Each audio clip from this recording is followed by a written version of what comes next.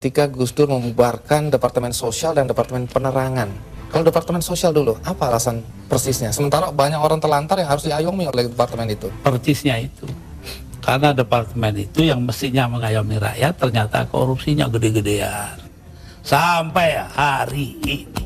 Kalau membunuh tikus kan tidak perlu membakar lumbungnya. Oh memang. Kenapa Anda bakar lumbungnya? Bukan. Karena tikusnya sudah menguasai lumbung. Pancasila itu jiwa dan raga kita, ada di aliran darah dan detak jantung kita, perekat keutuhan bangsa dan negara. Saya Jokowi, saya Indonesia, saya Pancasila. Jadi, Gus Dur, tadi itu ringkasan dari peristiwa detik-detik terakhir Anda mengundurkan diri atau mundur atau dimundurkan. Nah, apakah sampai sekarang Anda memang... Anda dilengserkan. Apakah Anda masih tetap sampai saat ini tidak menerima dan menganggap itu tidak sah? Oh, enggak benar, enggak sah. Itu proyek politik dari MPR. Karena itu Amin Rais tidak merasa perlu memberitahu saya. Iya, dulu Anda atau sampai sekarang bahkan Anda tetap menganggap itu sebagai pelanggaran konstitusi. Pelanggaran apa sebenarnya? Pelanggaran konstitusi karena di situ ada insubordinasi. Insubordinasi itu siapa yang mimpin?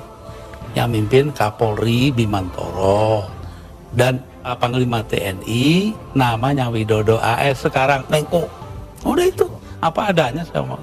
Tapi begini Gus, setelah Anda merasa itu tidak sah, tapi toh kenyataannya Gus Dur digantikan oleh Megawati, kemudian sekarang kita punya presiden namanya SBY, semua berjalan normal saja. Lalu apa negatifnya bagi bangsa dengan pencopotan Anda tadi?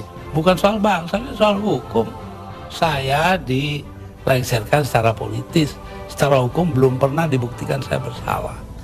Yang bersalah bahkan pansusnya DPR yang dipimpin oleh sekarang Menteri Sosial Bakhtiar Hamzah, yaitu menurut undang-undang pansus-pansus itu harus tutup pintu supaya nggak didengar orang dari luar.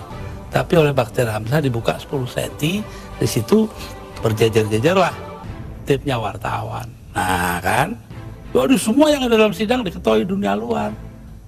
Itu pula yang membuat saya, oh kalau gitu mereka maksudnya melengserkan saya dengan segala cara. Hukum nggak hukum. Tapi sesudah itu apa upaya yang Anda lakukan? Nggak ada. Sebab penakut bangsa ini. Kenapa Anda bilang penakut? Bangsa ini penakut karena tidak mau bertindak kepada yang bersalah. Akhirnya nggak ada yang ditindak toh. Tapi sekian tahun sudah berlalu Gus. Untuk apa rasa penasaran, perasaan? Loh, saya nggak pernah itu terserah bangsa Indonesia. Saya itu memaafkan semua. Sampai istri saya marah kepada saya karena saya pergi ke rumah Megawati. Tapi kenapa Anda lalu ke Megawati kalau memang Anda marah dan kecewa? Saya nggak marah, yang mestinya marah itu bangsa ini. Mereka diam aja lah, kenapa saya jadi ribut? Saya nggak mau ribut.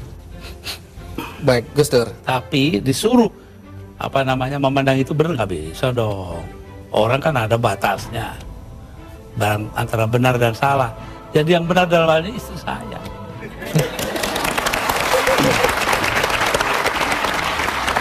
Tapi kenapa Gus Dur nggak mau nurut? Tanya dia, jangan tanya saya dah.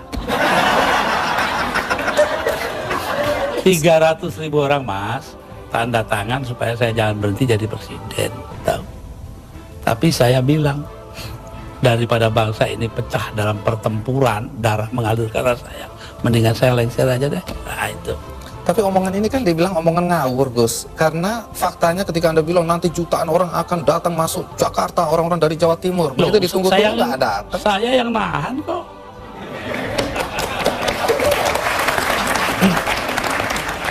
Jadi kalau nggak ditahan sama Gus Dur, datang nggak beneran itu ya? Bukan begitu, artinya tetap saja kebenaran kita pertahankan. Tapi sikap kita itu jangan sampai bangsa ini perang saudara. Dan itu pengorbanan Anda?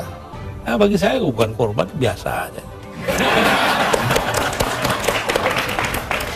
Nah, satu pemandangan yang kurang elok Gus, Anda keluar memakai celana pendek dan kaos oblong.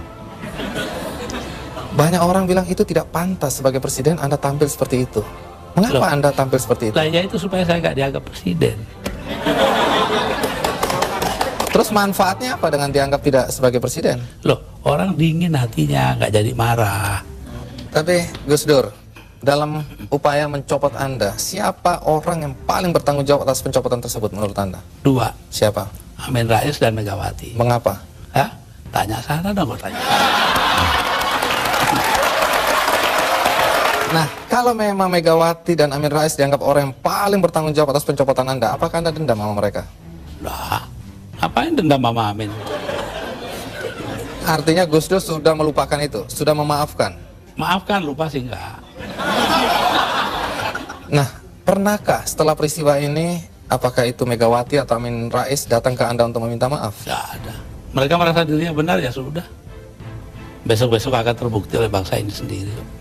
Pernyataan ini agak bertentangan dengan kenyataan bahwa kelihatannya Gus Dur sama Pak Amin Rais sama Ibu Megawati akur-akur aja, rukun-rukun aja. Saya di dunia ini yang pantas pemimpin Indonesia ya, yang pantas jadi musuh saya cuma satu, Mas. Siapa itu? Pak Harto. Artinya Tapi apa itu pun saya hari raya masih ke sana. Masih jadi teman baik saya. Artinya apa itu? Artinya saya nggak punya musuh dong di Indonesia.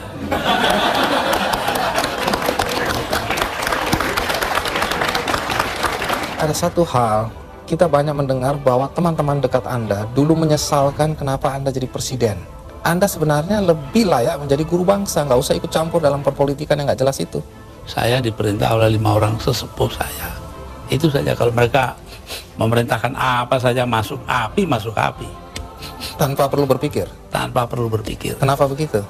Loh, Selain sesepuh saya itu, ini orang pesantren disuruh nurut orang tua. itu nggak bisa ditawar itu Gus. Nggak bisa ditawar. 5 orang itu, saya nggak sebut namanya.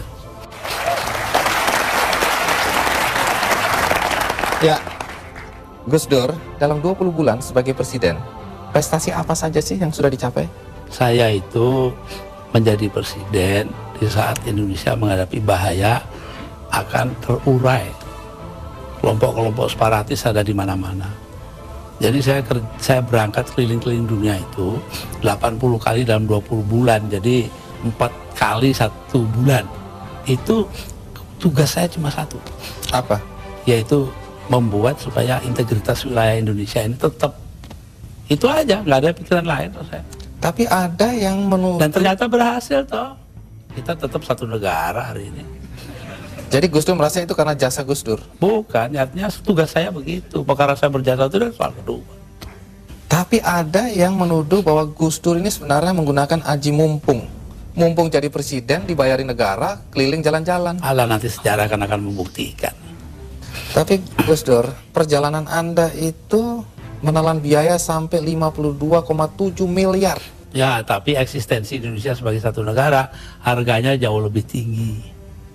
Jadi nggak bisa dipersoalkan itu biaya. Nggak bisa dipersoalkan. Loh, kalau enggak kan udah dipakai oleh orang-orang brengsek itu.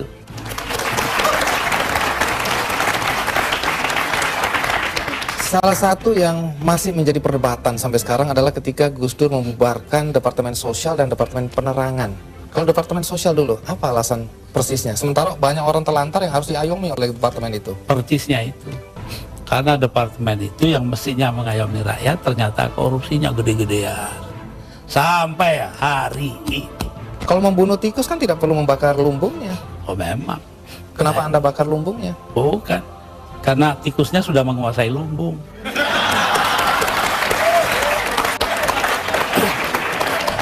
Depan dibubarkan. Kalau dapat jelas. Akibatnya sekarang pers itu sangat tidak terkontrol. Begini Bahkan pornografi sekarang merajalela. ya. Betul. Itu dosa Anda loh. Enggak dong. Dosa yang nyarin.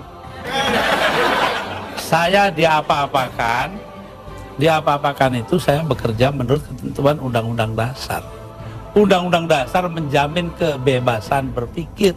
Dan itu hanya mungkin kalau depan nggak ada.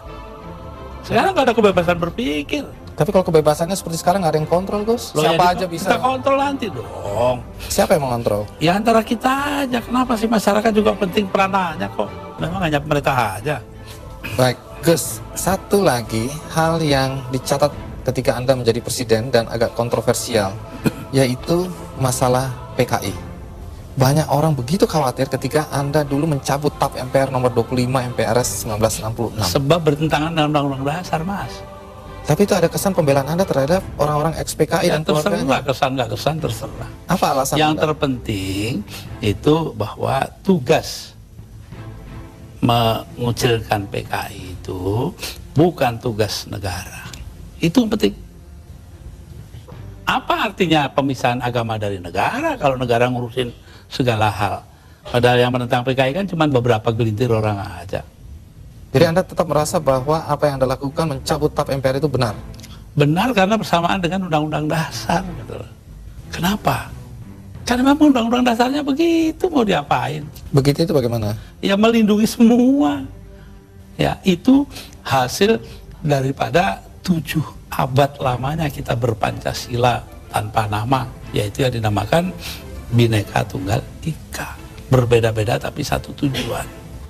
Nah ini yang penting kita melihatnya dari situ. Kalau belakangan ini ada kekhawatiran PKI akan bangkit? Kenapa takut? PKI aja ditakuti.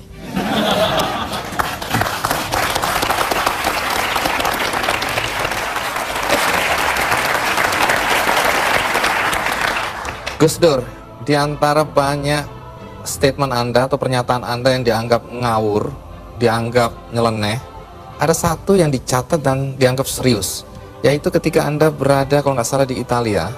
Anda menyatakan bahwa pernah suatu ketika Faisal Tanjung, waktu itu Panglima ABRI, diminta untuk menghabisi Anda.